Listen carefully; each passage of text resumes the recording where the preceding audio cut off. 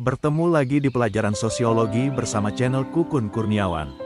Sejarah perkembangan sosiologi. Sebelum kemunculannya, sosiologi masih berupa ilmu yang menjadi pemikiran para ilmuwan. Mereka memikirkan cara-cara yang bisa dilakukan agar ilmu pengetahuan mampu mengakomodasi masyarakat dan juga menjelaskan fenomena-fenomena yang terjadi di dalamnya. Pada dasarnya, latar belakang yang akhirnya menjadi tujuan utama sosiologi bisa dibentuk adalah agar bisa mengetahui pola perilaku masyarakat sehingga mampu mewujudkan interaksi masyarakat yang berhasil. Hal tersebut juga selaras dengan pengertian sosiologi yang mengatakan jika ilmunya mengatur tentang kehidupan masyarakat. Istilah sosiologi ini pertama kali diperkenalkan oleh Auguste Comte yang kemudian dikenal sebagai Bapak Sosiologi Dunia. Auguste Comte mengatakan jika sosiologi merupakan ilmu yang menggunakan masyarakat sebagai objeknya. Sebenarnya, sebelum Auguste Comte menggagas tentang sosiologi, Ibnu Khaldun yang merupakan tokoh pemikir Islam telah memperkenalkan kajian tentang masyarakat sekitar tahun 1332. Namun, memang kajian tentang sosiologi secara umum dan lengkap dibahas oleh Auguste Comte. Awal perkembangannya, sosiologi lahir akibat adanya gejolak sosial efek revolusi industri. Akibat revolusi tersebut banyak terjadi eksploitasi tenaga kerja dan urbanisasi yang sangat besar. Hal ini tentunya menjadikan dunia menjadi bergejolak dan banyak konflik-konflik baru muncul. Dari sinilah, peran ilmu pengetahuan dibutuhkan untuk memberikan pengamatan serta pengalaman kepada masyarakat yang kemudian dikemas dalam rancangan ilmu sosiologi. Pada abad ke-19 muncul banyak sekali konflik di dunia yang mengakibatkan perubahan sosial terjadi secara besar-besaran. Terlebih pada tahun 1798 terjadi revolusi industri di Prancis yang menimbulkan banyak kekhawatiran di tengah-tengah masyarakat. Atas dasar tersebut, Auguste Comte merancang instrumen penelitian yang digunakan untuk mempelajari pola perilaku masyarakat. Penelitian sosial yang dilakukan secara ilmiah tersebut kemudian pada awal abad ke-19 dikenal sebagai sosiologi.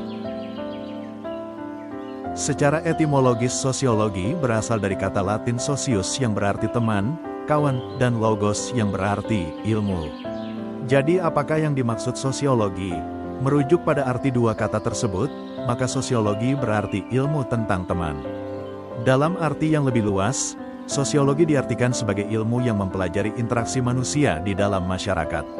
Sosiologi bermaksud untuk mengkaji kejadian-kejadian dalam masyarakat, yaitu persekutuan manusia yang selanjutnya berusaha untuk mendatangkan perbaikan dalam kehidupan bersama. Sosiologi sebagai ilmu mulai dikenal sejak abad ke-19 dengan melepaskan diri dari filsafat. Sosiologi adalah ilmu yang mempelajari hidup bersama dalam masyarakat dan menyelidiki ikatan-ikatan antar manusia dalam kehidupan. Sosiologi mencoba mengerti sifat dan maksud hidup bersama, cara terbentuk, tumbuh, dan berubahnya kumpulan-kumpulan manusia yang hidup bersama itu, serta kepercayaan, keyakinan yang memberi sifat tersendiri kepada cara hidup bersama itu dalam tiap persekutuan hidup manusia. Singkatnya, sosiologi merupakan ilmu masyarakat atau ilmu kemasyarakatan yang mempelajari manusia sebagai anggota golongan atau masyarakat, tidak sebagai individu yang terlepas dari golongan atau masyarakat, serta ikatan-ikatan adat, kebiasaan, kepercayaan atau agama, tingkah laku, dan kesenian atau kebudayaan masyarakat tersebut. Beberapa konsep dasar sosiologi menurut para sosiolog diantaranya adalah, menurut Auguste Comte, sosiologi adalah ilmu yang mempelajari manusia sebagai makhluk yang mempunyai naluri untuk senantiasa hidup bersama dengan sesamanya. Kemudian menurut Émile Durkheim, sosiologi adalah ilmu yang mempelajari fakta sosial. Fakta sosial merupakan cara bertindak, berpikir, dan berperasaan yang berada di luar individu, serta mempunyai kekuatan memaksa dan mengendalikan. Selanjutnya menurut Max Weber, sosiologi adalah ilmu yang mempelajari tindakan sosial. Tindakan sosial adalah tindakan yang dilakukan dengan mempertimbangkan dan berorientasi pada perilaku orang lain. Kemudian menurut Pitirim A. Sorokin, sosiologi adalah ilmu yang mempelajari mengenai 1. Hubungan dan pengaruh timbal balik antara aneka macam gejala sosial, misalnya antara gejala ekonomi dan agama, keluarga dan moral, hukum dan ekonomi, gerak masyarakat dan politik, dan sebagainya. 2. Hubungan dan saling pengaruh antara gejala-gejala sosial dan gejala-gejala non-sosial, misalnya gejala geografis, biologis, dan sebagainya. 3. Ciri-ciri umum semua jenis gejala sosial. Selo Sumarjan dan Sulaiman Sumardi. Sosiologi atau ilmu masyarakat adalah ilmu yang mempelajari struktur sosial dan proses-proses sosial, termasuk perubahan-perubahan sosial. Salah satu pemikir besar sosiologi yang terkenal adalah Karl Marx. Marx merupakan seorang berkewarganegaraan Jerman. Marx bukan hanya sekedar sosiolog belaka, melainkan ia juga dikenal sebagai filsuf dan ekonom. Kajian sosiologi yang terkenal dari Marx adalah konflik sosial antara majikan dengan buruh. Golongan majikan atau pemilik modal dikenal dengan istilah bourgeois, sedangkan buruh dikenal dengan istilah proletar. Konflik ini terjadi karena adanya perbedaan kepentingan dan kesenjangan, serta adanya eksploitasi yang dilakukan bourgeois terhadap proletar. Marx juga dikenal dengan pemikirannya yang kontroversial tentang keadaan masyarakat komunis, yaitu konsep masyarakat tanpa kelas. Pemikir besar lainnya adalah Émile Durkheim. Émile Durkheim merupakan orang yang lahir di Perancis. Pemikiran yang paling dikenal dari Durkheim adalah fakta sosial. Fakta sosial adalah suatu struktur yang berada di luar individu, eksternal, dan bersifat memaksa. Selain fakta sosial, konsep Durkheim yang terkenal adalah pembagian kerja, division of labor, yang merupakan bagian dari perubahan sosial masyarakat mekanik ke masyarakat organik. Masyarakat mekanik ditandai dengan kehidupan yang masih tradisional, kebersamaan masih kuat, dan pembagian kerja masih rendah, misalnya berburu dan bertani. Masyarakat organik ditandai dengan kehidupan yang lebih modern, individualitas lebih tinggi, dan pembagian kerja lebih kompleks, pekerjaan lebih beragam. Pemikiran Durkheim ini cukup dipengaruhi oleh Comte, sehingga ia dikenal juga sebagai ilmuwan positifisik, yang mengadopsi ilmu alam, misalnya statistik dalam membangun suatu teori. Tokoh berikutnya adalah Max Weber. Sama seperti Karl Marx, Weber adalah seorang berkewarganegaraan Jerman. Kajian sosiologis yang terkenal dari Weber adalah tindakan sosial. Weber menjelaskan bahwa terdapat 4 tipe tindakan sosial, yaitu 1. Tindakan tradisional, yaitu tindakan yang dilakukan karena kebiasaan. 2. Tindakan afektif, yaitu tindakan yang dilandasi oleh perasaan atau emosional. 3. Tindakan berorientasi pada nilai, yaitu tindakan yang dilakukan berdasarkan pada suatu keyakinan. 4.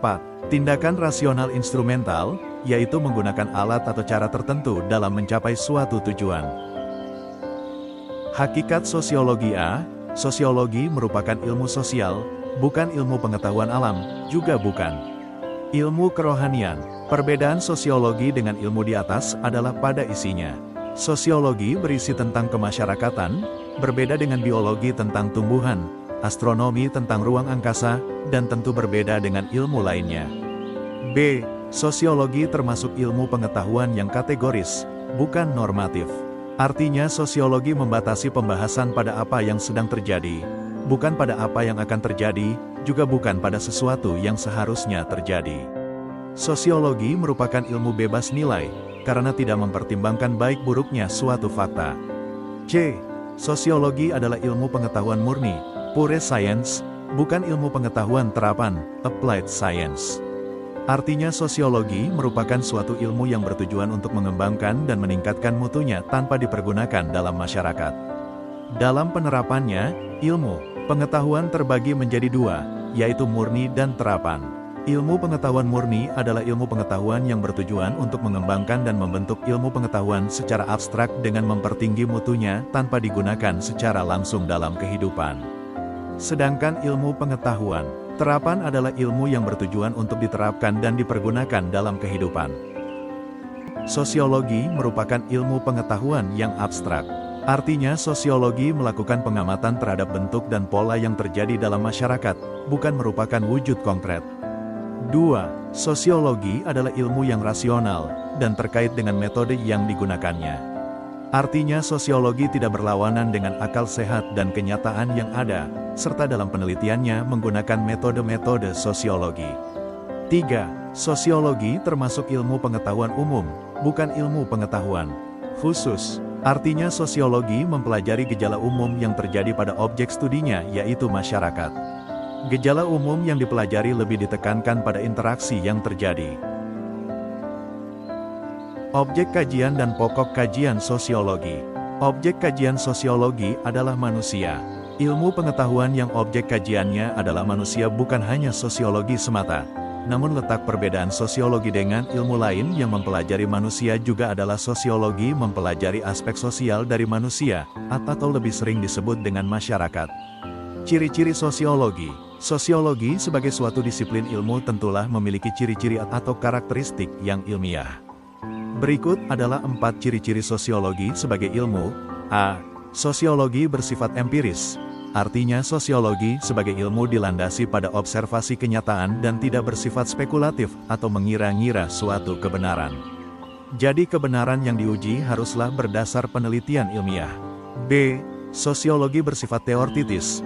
Artinya ilmu pengetahuan dibangun menjadi sebuah teori, abstraksi, yang disusun secara logis untuk tujuan mencari sebab akibat dari suatu fenomena sosial. C. Sosiologi bersifat kumulatif. Artinya disusun berdasarkan teori-teori yang sudah ada sebelumnya. Sebagai ilmu pengetahuan yang dinamis, sosiologi berkembang dari teori yang sudah ada, yang kemudian dikritisi, diperbaiki, agar teori-teori tersebut dapat lebih relevan mengikuti perkembangan zaman. D. Sosiologi bersifat nonetis. Artinya sosiologi mempersoalkan fakta yang terjadi di masyarakat, bukan tentang baik dan buruknya fakta. Terima kasih sudah menyimak mata pelajaran sosiologi, semoga bertambah pengetahuan dan tetap semangat dalam belajar.